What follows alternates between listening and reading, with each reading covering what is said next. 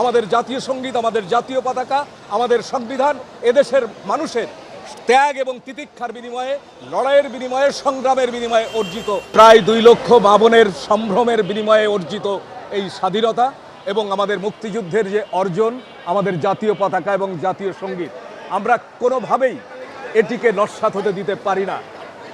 যে অসঙ্গতিগুলো তৈরি হয়েছে বিভিন্ন সময়ে, যে অগণতান্ত্রিক সরকার আমাদের দেশের রাষ্ট্র ক্ষমতায় অধিষ্ঠিত হয়েছে, তারা বিভিন্ন সময়ে আমাদের এই ভূখণ্ডকে লুণ্ঠিত করেছে, আমাদের দেশের মানুষকে লুণ্ঠিত করেছে, দুর্নীতিতে ছেয়ে গেছে এবং তারা লুটপাট করেছে। আমরা অবশ্যই সেগুলোর প্রতিবাদ করতে চাই, সেগুলোর প্রতিকার চাই।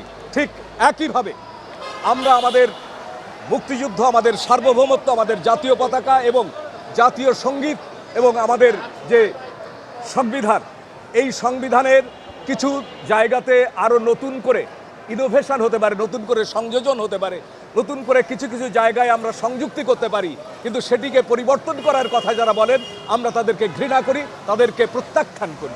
আমরা অবশ্যই মনে করি যে আমাদের জাতীয় সঙ্গীত, আমাদের জাতীয় পতাকা, আমাদের সংবিধান এদেশের মানুষের ত্যাগ এবং তিতিক্ষার বিনিময়ে, লড়াইয়ের বিনিময়ে, সংগ্রামের বিনিময়ে অর্জিত এই স্বাধীনতা, মুক্তিযুদ্ধ, আমাদের যে পতাকা এবং জাতীয় সঙ্গীত। এনজিওর কিস্তি প্রথমবার বিকাশ পেমেন্ট করলেই 20 টাকা ইনস্ট্যান্ট ক্যাশব্যাক। পাশাপাশি 90-এর গণ অভ্যুত্থানের মধ্য দিয়ে, 24-এর গণ অভ্যুত্থানের মধ্য দিয়ে যে অর্জন, সেই অর্জনগুলিকেও আমরা আরও বিকশিত করতে চাই, সেটিকে আরও সামনের দিকে অগ্রসর করে নিতে চাই। সেই ক্ষেত্রে সকল সময় এই যে ছোট ছোট যে সংকটগুলো তৈরি হচ্ছে, এগুলোকে প্রতিবাদ করে, এগুলোকে মোকাবেলা করেই আমরা সামনের দিকে অগ্রসর করে নিয়ে যাই এবং একটি প্রকৃত অর্থে যে বৈষম্য বিরোধী সমাজ, সেই সমাজ নির্মাণের আকাঙ্ক্ষা উদীচী তার প্রতিষ্ঠা লগ্ন থেকে দেখেছে এবং আজও সেই স্বপ্নে উদীচীর কর্মীরা প্রতিদিন প্রতিনিয়ত কাজের সাথে যুক্ত আছে।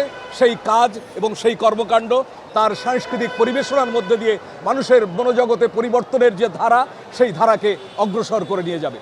আমাদের অবস্থা থাকবে বলতে, আমরা যে ধারাবাহিকভাবে যে কর্মসূচি উদীচী প্রতি মুহূর্তে, যখনই যে সংকট, যে দুর্যোগ, দুর্বিপাকগুলো এসেছে, সেখানেই উদীচীর কর্মীরা তার সাংস্কৃতিক কর্মকাণ্ডের মধ্যে দিয়ে রাস্তায় থেকেছে।